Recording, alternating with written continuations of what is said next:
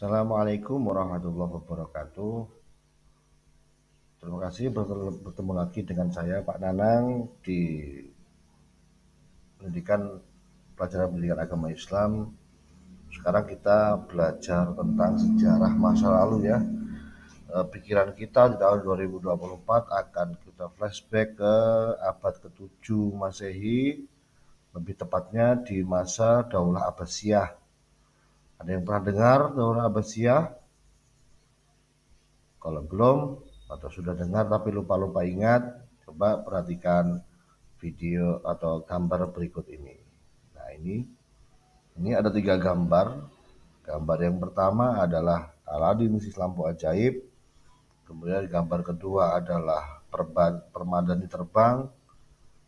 Yang gambar ketiga adalah robekan bendera ISIS.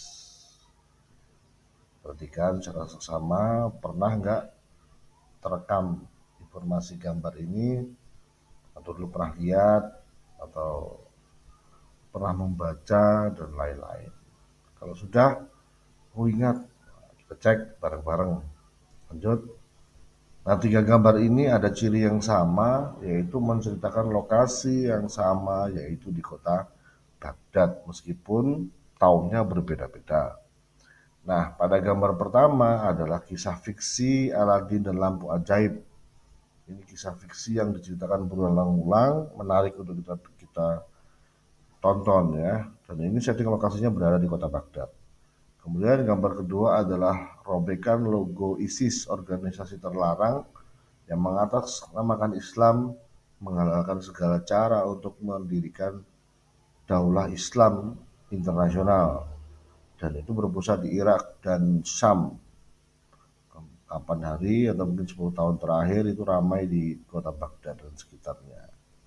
Kemudian ada gambar ketiga tadi. Nah, ini gambar ketiga, satu keluarga naik permadani terbang. Itu terinspirasi juga dari kisah Aladin ya. Aladin itu dalam kisahnya memang berkali-kali menggunakan permadani terbang. Nah, permadani terbang bukan sesuatu yang tiba-tiba ada. Artinya permadani itu adalah teknologi perbenangan yang luar biasa, canggih dan rumit. Ya, gimana? Kita sudah satu frame, satu gambaran bahwa kita akan bicara tentang kota Baghdad. Nah, ini juga ada gambar lagi. Ini gambar ilustrasi dari kota Baghdad ya, abad ke-7. Ketika itu di tengah-tengah seperti ada masjid ya. Terus dikelilingi oleh sungai dan ada beberapa pintu. Apa ini? Oke, kita gambarkan dulu bersama-sama. Apa ya ini? Apa ya? Dengan apa ya? Kita cek langsung. Nah, abad ke-7 di kota Baghdad dikuasai oleh dinasti Abbasiyah, atau kita kenal dengan kekhalifahan Abbasiyah, kekhalifahan ketika Islam untuk meneruskan Nabi Muhammad. Kekhalifahan ini didirikan oleh dinasti dari paman Nabi Muhammad, yaitu Abbas bin Abdul Muthalib. Pendirinya adalah Abdurrahman Ash-Shafah sekaligus khalifah pertama.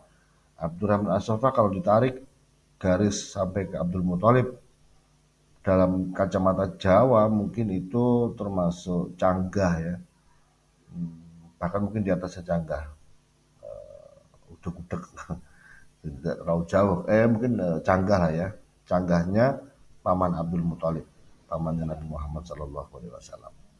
Itu dinasti Abbasiyah. Kemudian kebesaran dinasti Abbasiyah meluas di Afrika Utara, di semenanjung Arabia, dan beberapa masuk ke wilayah India. Kemudian ada lagi, ini tadi kota Bundar Baghdad. Ini di masa Al-Mansur disebut sebagai Madinatus Salam atau kota perdamaian, yang dibangun 762 Masehi sampai 767 Masehi. Meskipun hari ini tidak tersisa sama sekali dari kota yang dibangun di masa Al-Mansur, tapi manuskrip-manuskrip kuno menggambarkan tentang kota Baghdad ini ya.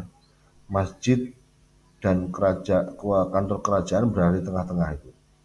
Itu Masjid Jami dan pusat kerajaan, dikelilingi oleh rumah-rumah pejabat, taman, pasar, rumah penduduk, barak tentara, dan dikelilingi oleh parit yang dipakai sebagai pengairan dan menghalau musuh pertama sebelum masuk ke kota Baghdad.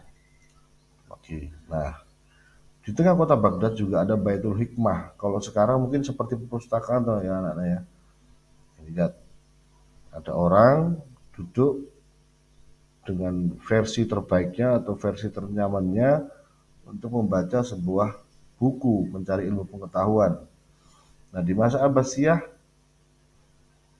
ilmu pengetahuan sangat dijunjung tinggi. Dibuktikan dengan di masa Harun al-Rasyid didirikanlah Baitul Hikmah.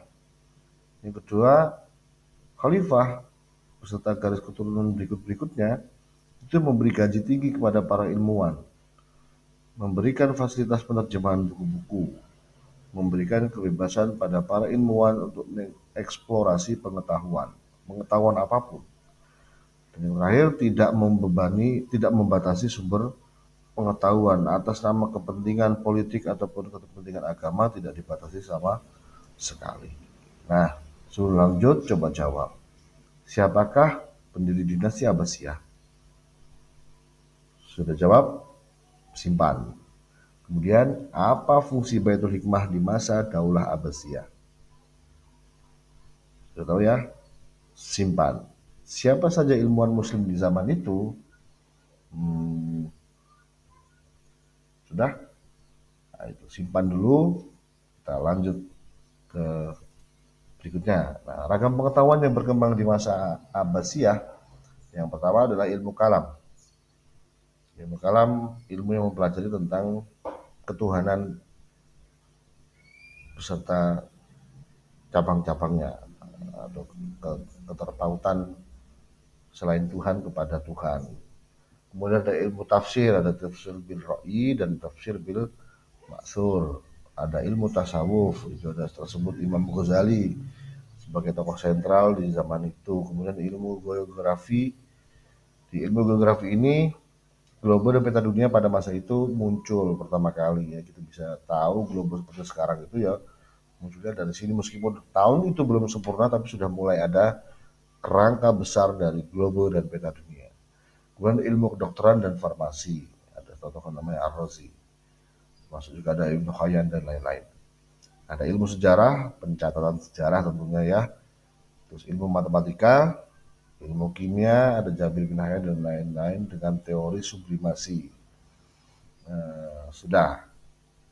Masih banyak nggak? Masih ada. Jadi masih ada ilmu bahasa, ini saya belum masukkan, tapi ada itu. Jadi nahwu dan sorab juga berkembang pesat di masa ini. Kemudian, nah ini sampai terakhir, bagaimana? Apa kalian sudah bisa menceritakan kembali tentang perkembangan ilmu pengetahuan di masa Daulah Abbasiyah? Kalau belum bisa, jangan khawatir. Silahkan lakukan pengayaan dengan menonton video-video lainnya di sumber belajar yang lain yang sudah banyak sekali kita temukan di jagat maya. Itu saja, mudah-mudahan bermanfaat. Assalamualaikum warahmatullahi wabarakatuh.